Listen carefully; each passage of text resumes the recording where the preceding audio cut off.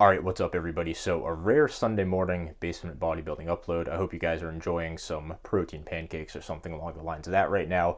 Basically, today, we're going to be revisiting a topic that I touched on last summer, which is just going through the exercise selection in my program, what lifts I'm currently doing. So, of course, over time, programs evolve and programs change, and mine is no different. So, I have a lot of new lifts, and I want to show you guys what I'm currently doing in my program. So, basically, to dive into it, let's get started. So the first muscle group that I have is the delts.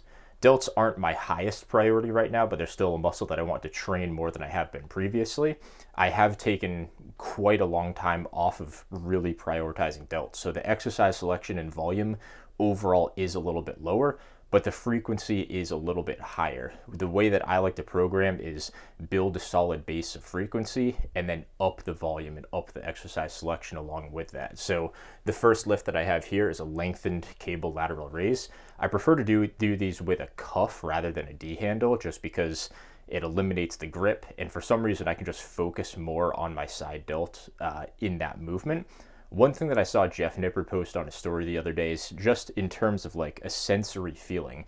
He holds a lacrosse ball as he does these, so you have something to grip on, but you don't have to worry about your grip giving out or actually using your forearm muscles. It's just something to feel a little bit stronger. So I tried that. I didn't have a lacrosse ball, so I just used one of those like plastic clamps.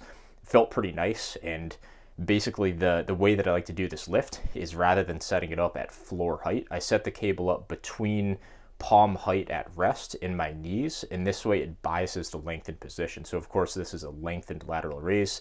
If the cable is set to a height that's around palm height at rest, most of the cable is going to be, not most of the cable, most of the tension from the cable is going to be placed in this bottom position where your delt is more lengthened compared to a dumbbell lateral raise where you get more tension as the delt shortens. So that's a great lift. I love doing it. It's fun. I'm starting to like cables more than I have in the past, just because I think I'm doing them more properly now. Next lift I have is the Smith AD press. So shout out to Alex Leonidas for this one. He popularized this lift at some point last fall or last summer.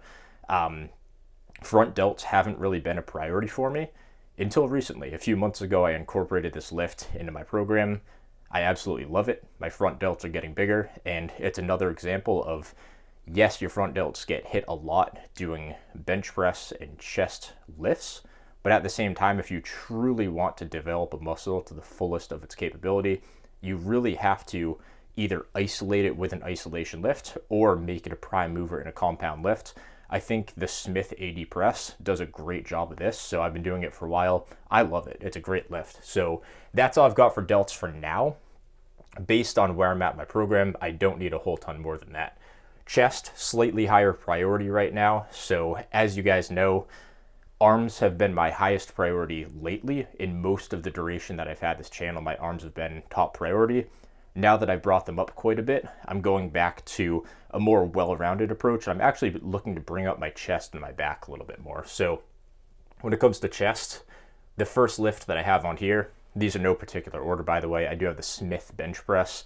This is quickly becoming one of my favorite lifts for chest, not because of the stretch, not because of the crazy range of motion, but because of the stability and the proximity to failure you can get. You can push so hard on this lift and you can grind out so many reps, and you don't have to worry about bar path. You don't have to worry about your elbows coming up and turning it into a delt lift or anything.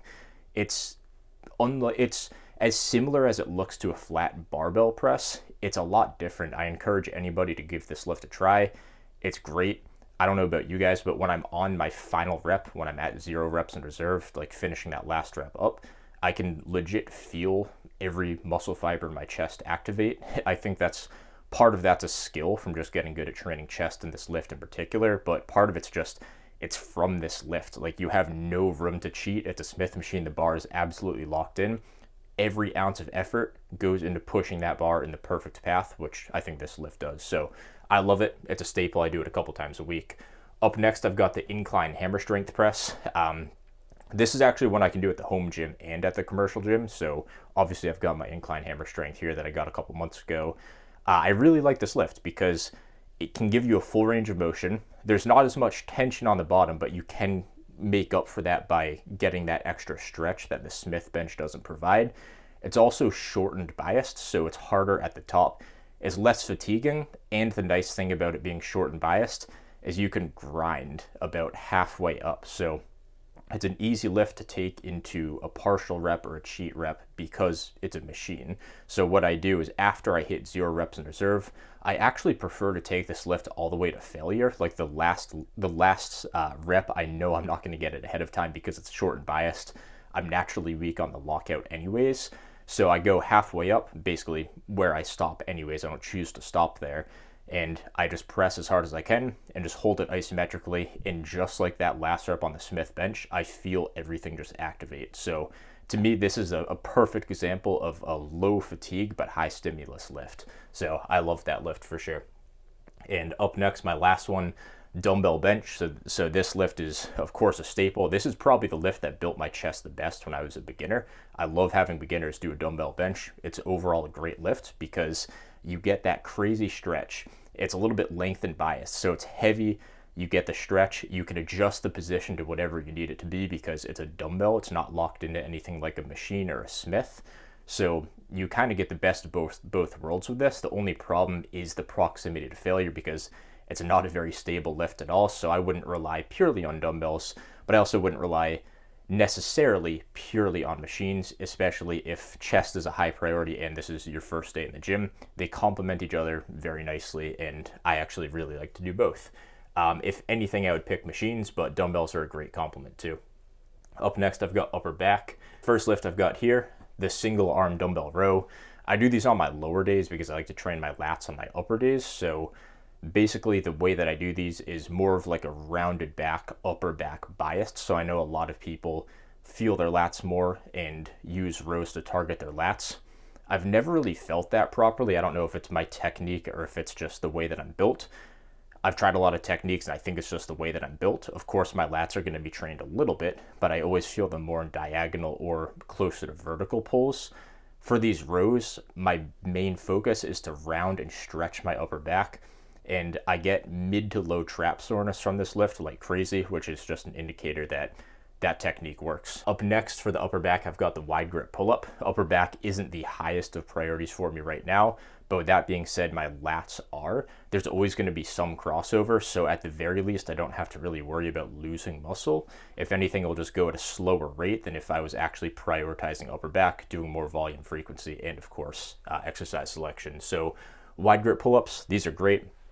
I do them on the widest setting on my power rack where my hands are actually angled slightly outwards.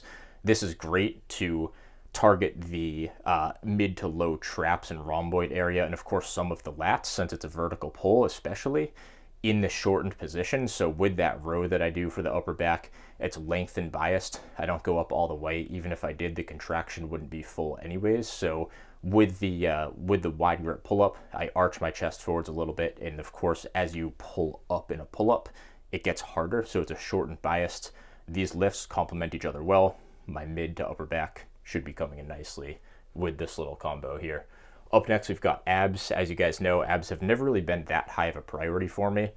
Even if now they are becoming a higher priority these days, but at the same time, it's not like I need to do 4 different lifts for abs since I'm basically a beginner there. So building something up like a decline sit-up, slowly adding in frequency, slowly adding in sets, but just focusing on doing it twice a week, 2 to 3 sets, and just simple double progression. It's all you really need when you're starting off a muscle or starting off a new lift. You don't need 10 different lifts with 1,000 sets a week. Start small and slowly build up.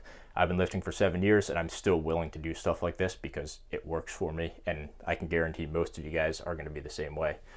Biceps up next. So the first lift we've got here, incline curls. This is a great lift because you can fight so hard on this and you can really grind out reps. It's similar to the Smith bench in my opinion, where you can just, you know when you're at 0 reps in reserve, and it's hard to go beyond that. I feel like 0 RAR gives me all the stimulus I need, not a lift I feel like I have to grind out partials or cheat reps or anything past failure.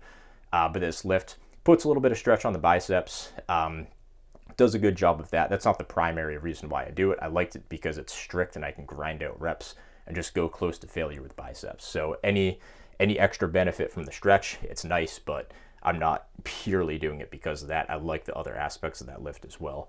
Preacher curls are up next. This is actually pretty similar to the incline curl in terms of why I do the lift. So it's very strict. You're locked in. It's actually, in my opinion, stricter than an incline curl. And this lift, contrary to popular belief, it actually trains your biceps in the lengthened position of this lift, because a lot of people think you have to be in a stretch to train the lengthened position.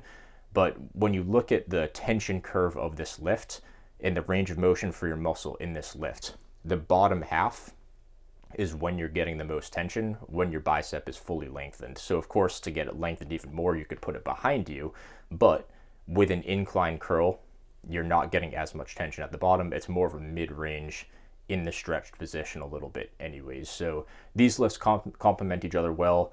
It's a fun, strict lift you can push so hard on. And with preacher curls, it's one of those lifts where it's like, you feel like you're at failure, you feel like you're at 0 or IR, but I can always do like 2 or 3 more reps than I feel like. They're just grinders, and it's a safe lift to go on. So I get way more reps than I think I can. And if you guys are doing preacher curls, I encourage you to try taking them to failure. You might be farther away from failure than you think, basically, is what I'm trying to say. Up next, the dead stop barbell curl. This is an awesome lift just to grind out reps. It's not quite as strict. You can cheat a little bit. The dead stop is designed to build strength in your biceps from this bottom position. It's also mostly in there to keep it as strict as we can. But with that being said, it doesn't have to be perfectly strict, and it can't be perfectly strict because eventually you'll get too strong to keep it that way. I'm curling 115 pounds at this point with the barbell curls. Dead stop, that is. If I was to just go perfectly strict, the bar would just pull me forwards because it's over half of my body weight. So I have to lean back, I have to swing it up a little bit, but I control the descent. I like to go heavy on these. I like to train biceps a little bit heavier, usually in like the 5 to 10 range. So it's a fun lift, getting good at it, and biceps are coming along. So last one I've got is the close grip preacher curl. Very similar to a regular preacher curl. I just go on the narrower grip with my easy bar. Works well, blows up my biceps. For triceps, first one I've got is the flat bar push down, and I do this on an incline. Let me show you the new attachment I got. It's actually pretty sweet. So I ordered this. I think the company was called Granite. I feel like I should know this, but basically it's this flat tricep bar. So you don't have to worry about grip strength or anything. You just put your palms and wrists on here and just grind out reps. As you get stronger, like I have been with these tricep pushdowns, you'll notice that grip or then just the standard gym attachments don't quite cut it. So something like that makes a pretty big difference. I'm pumped to be using this one more.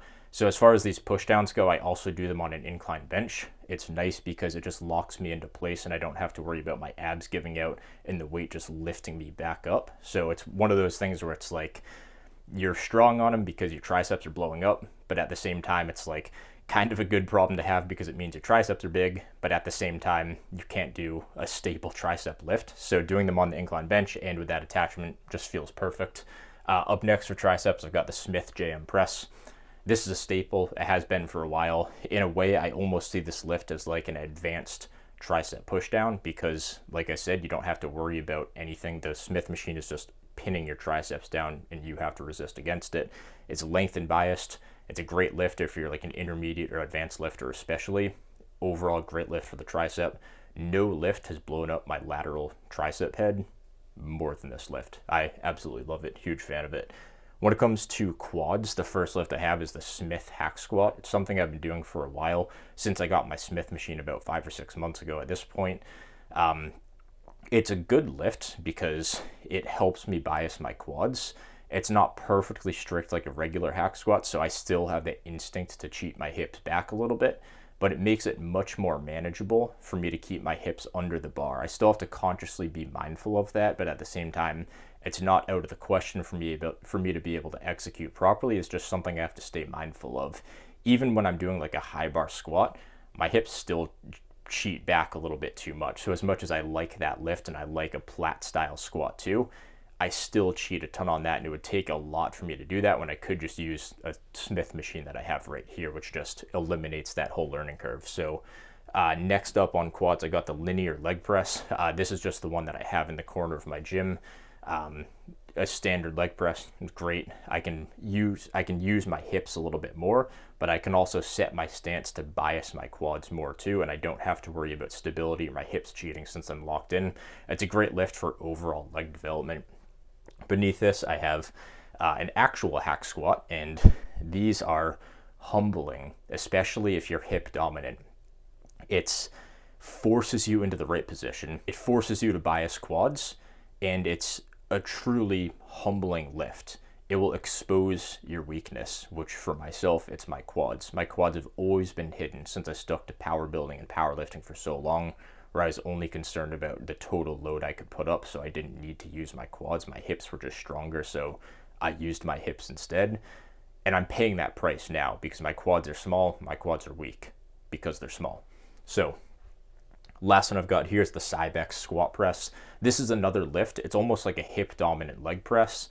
And it also lets you kind of match the tension curve of the lift to your natural strength curve. The lockout is a bit more difficult because the plates come up like this as you press. It's almost comparable to a banded leg press or a reverse banded hack squat, where the tension just gradually increases the closer you get to the lockout.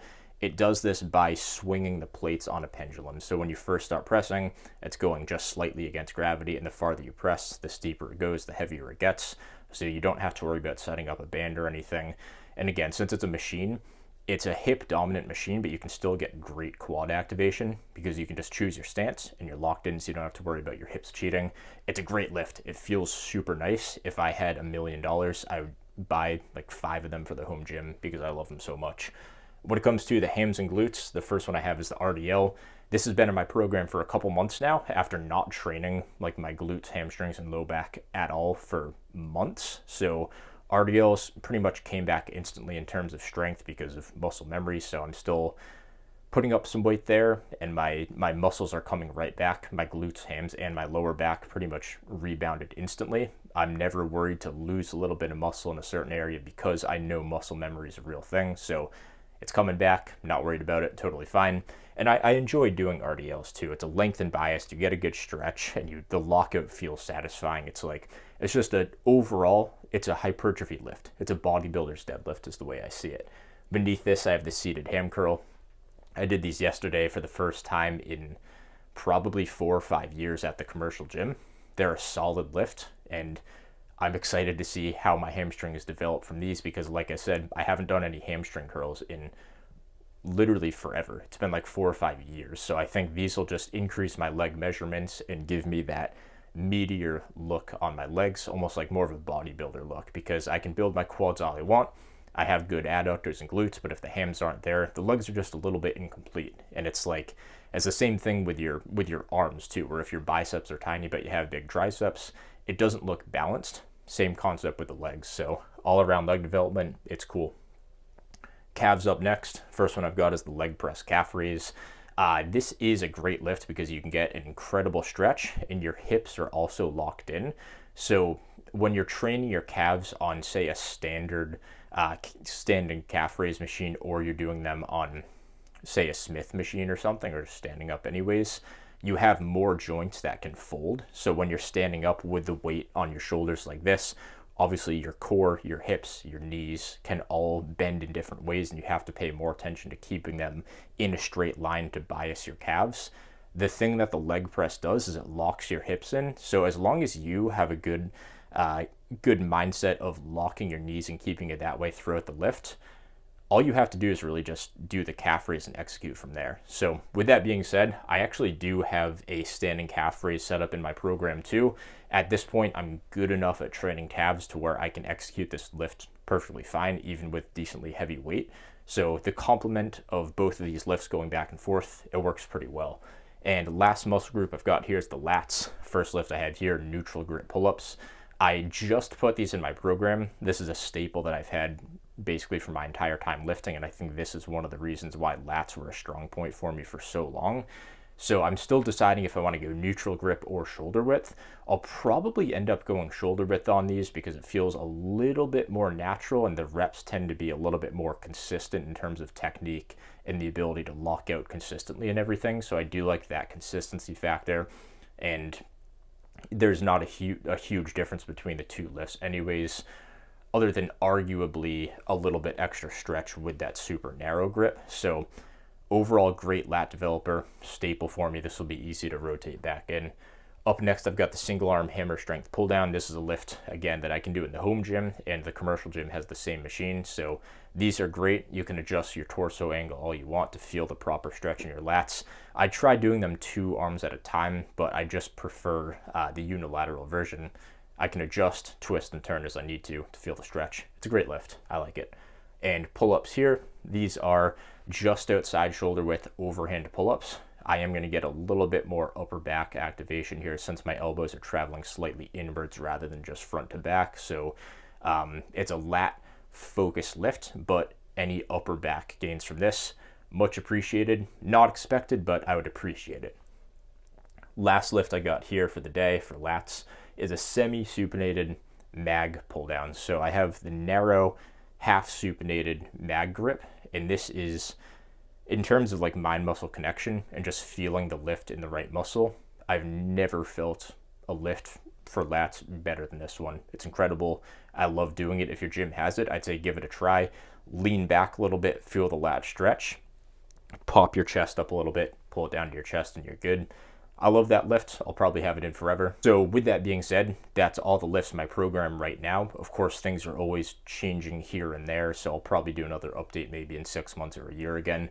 If you guys have any questions or anything, let me know in the comments.